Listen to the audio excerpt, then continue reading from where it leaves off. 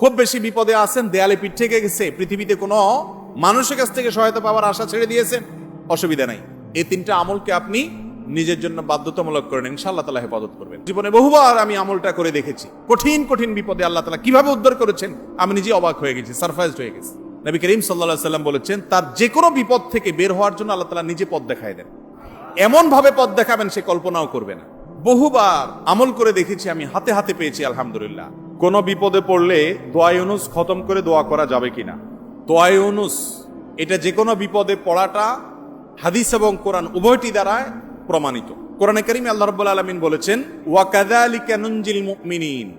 ইউনুস আলাইহিস সালাম বিপদে পড়ার পর তিনি যে দোয়া করেছেন, লা ইলাহা ইল্লা আনতা সুবহানাক ইন্নী কুনতু মিনাজ জালিমিন, এই বাক্যগুলো পড়ার পর এগুলো বলে বলে আল্লাহর কাছে তিনি দোয়া করেছেন, আল্লাহ তাআলা তার বিপদ উদ্ধার করেছেন। বিপদে পড়ার পর তিনি যেরকম উদ্ধার হয়েছেন এগুলো পড়ে আল্লাহ তাআলা কোরআনে এই দোয়ার উল্লেখ করে, এই বাক্যগুলোর উল্লেখ করে এরপরে বলেছেন, ওয়া কাযালিকা নুনজিল মুমিনিন, একইভাবে তাকে যেরকম এই বাক্যগুলো, এই জিকিরগুলোর মাধ্যমে আমি রক্ষা করেছি, হেফাজত করেছি ওই বিপদ থেকে, মাছের পেট থেকে, একইভাবে আমি মুমিনদেরকেও রক্ষা করব।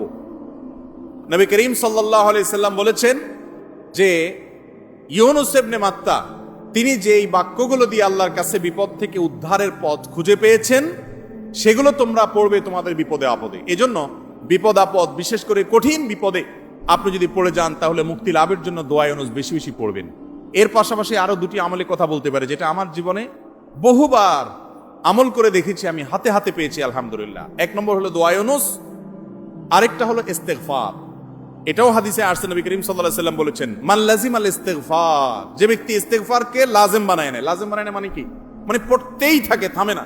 টয়লেটে গেছে তখন শুধু বন্ধ, খাচ্ছে তখন শুধু বন্ধ, ঘুমাচ্ছে তখন শুধু বন্ধ, আর সারাক্ষণ পড়তেই থাকে ইস্তেগফার।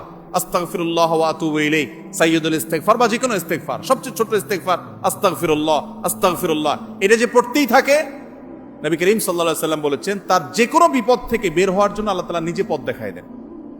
এমন ভাবে পথ দেখাবেন সে কল্পনাও করবে না। এবং জীবনে বহুবার আমি আমলটা করে দেখেছি। কঠিন কঠিন বিপদে আল্লাহ তাআলা কিভাবে উদ্ধার করেছেন আমি নিজে অবাক হয়ে গেছি, সারপ্রাইজড হয়ে গেছি। নাম্বার 3, দুরুদ।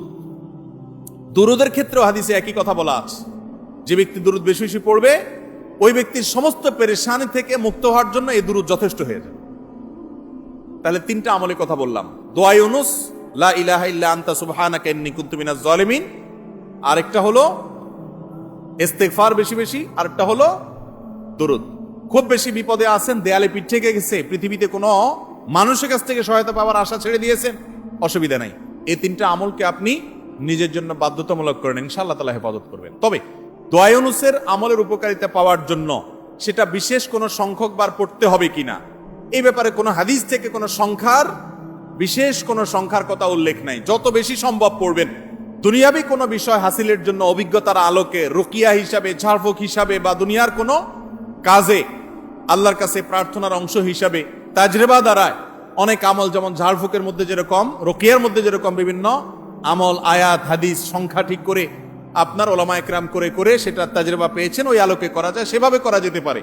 কিন্তু সওয়াবের আশা যদি হয় যে এত সংখ্যক বার পড়লে এটা হবে, তাহলে সেটা হাদিস দ্বারা প্রমাণিত না। আর মৃত ব্যক্তির জন্য যদি হয় তাহলে তো সেক্ষেত্রে আরো এটাকে সংখ্যা ঠিক করে করার কোনো গ্রহণযোগ্যতা নাই। কারণ সংখ্যা যদি হাদিস এবং কোরআনে উল্লেখ না থাকে, আমরা কেউ সংখ্যা বসায় দেওয়ার অধিকার আমাদের নাই।